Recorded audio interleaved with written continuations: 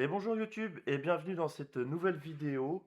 Aujourd'hui, on va parler de comment réinitialiser sa prise Zigbee sur la version V2, puisqu'il y a 2 ans auparavant, j'avais fait la même vidéo mais en version V1 et j'ai eu beaucoup de demandes en commentaire sur la version V1 que j'avais fait une vidéo que les personnes n'arrivaient pas à exécuter la commande puisque avant on rentrait un numéro de commande qui était OX00.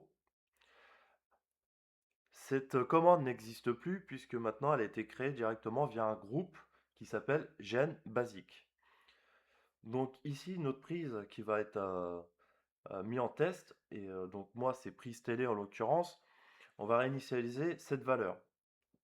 Pour ce faire, vous allez dans Zigbee to MQTT, vous sélectionnez votre prise qui vous intéresse, vous allez dans console de développement, puisqu'avant le nom n'avait pas trop changé, puisqu'avant ça s'appelait console dev.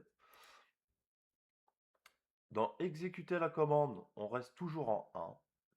Sélectionner un groupe, on va Gen Basic, qui correspond à 0x00.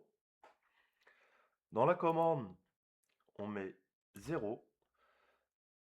Et comme dans la version 1 que j'avais fait, le payload, on n'y touche pas. On envoie la commande en exécution. Pour ce faire, voilà. J'ai bien le message comme quoi que la commande a été invoquée à genbasic.0 avec le payload nul, donc aucune demande particulière dedans. Ensuite, on retourne sur ma prise. On attend un petit peu, parce que je crois de mémoire, le pool, c'est 60 secondes, donc 1 minute. Il faut juste patienter un petit peu. Et normalement, on aura la réinitialisation faite directement sur Home Assistant. Voyons, voyons. Voilà, il a suffi d'une petite minute pour que Home Assistant prenne en compte ma commande envoyée depuis Zigbee to MQTT. Donc du coup, vous voyez bien que la prise télé a été réinitialisée à 0.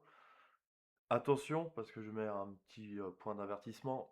Bien évidemment, quand vous faites un reset de la prise, donc des consommations, le sensor cost, si vous en avez, du coup, retombe à 0. C'est logique, puisque si vous réinitialisez la conso cumulée de la prise télé, enfin de votre prise ou autre, bien évidemment, le sensor cost, lui, tombe aussi à 0, puisqu'il repart de 0. Donc voilà, j'espère que cette nouvelle vidéo a pu répondre à la demande suite aux commentaires que j'avais eu avec mon ancienne vidéo. N'hésitez pas à laisser un petit commentaire si besoin et si vous avez des soucis particuliers. Voilà, je te souhaite une bonne journée. À plus tard YouTube.